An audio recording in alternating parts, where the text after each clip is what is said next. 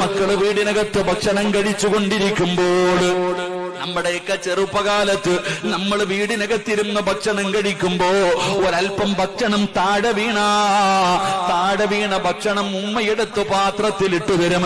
അല്ലാഹുവേ, അതൊരു ചോറാണെങ്കിൽ പോലും ഒരു വറ്റാണെങ്കിൽ പോലും താഴെ വീണ ഭക്ഷണം എടുത്ത് പാത്രത്തിനകത്ത് ഇട്ട് തന്നിട്ട് ഉമ്മ തരുന്ന ഒരു ഉപദേശമുണ്ടോ, മോനെ, ഇത് നിന്റെ വാപ്പയുടെ രക്തം വിയർപ്പാക്കിയതാ. ഇതുപോലെ ഒരു ഉപദേശം ലോകത്താർക്കാടോ തരാൻ പറ്റുക?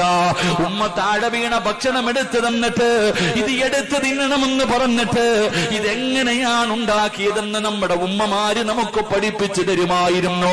എങ്കിൽ ഈ നിരന്നിരിക്കുന്ന പെണ്ണുങ്ങള് സ്വന്തം മകന് ഒരു പാത്രം ചോറെടുത്ത് കളഞ്ഞാൽ സുബ്ഹാനല്ലാഹ് ഒരു വാക്കെങ്കിലും പറയുമോ? അവൾക്കതിന്റെ വിലയറിയില്ലല്ലോ, അവൾക്കതിന്റെ വിലയറിയില്ലല്ലോ. അത് എങ്ങനെ ഉണ്ടാക്കിയതാണെന്ന് അവൾക്കറിയില്ലല്ലോ.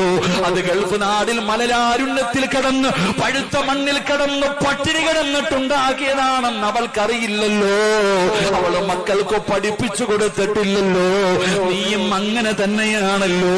ചോദിക്കുന്നതിനനുസരിച്ച് വാരിക്കൊടുത്ത് ശീലമല്ലേ